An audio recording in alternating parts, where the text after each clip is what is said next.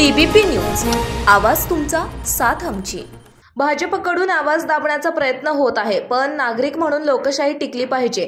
मंत्रालयात शेतकऱ्यांना प्रवेश नाही, पण गुंडांना थेट परवानगी आहे। हे गुंडांचे सरकार आहे, अशा शब्दात आमदार रोहित पवार यांनी भाजपवर हल्लाबोल केला। राष्ट्र सेवा दल येथे लोकशाही टिकवण्यासाठी निर्भय बनो या उपक्रमाअंतर्गत आयोजित सभेला रोहित पवार यांनी उपस्थिती लावली।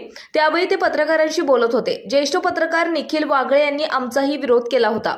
पत्रकारिता हा लोकशाहीचा चौथा स्तंभ आहे। पत्रकार आपल्या विरोधात बोलतात, म्हणून त्यांना विरोध करणे चुकीचे असल्याचेही पवार म्हणाले।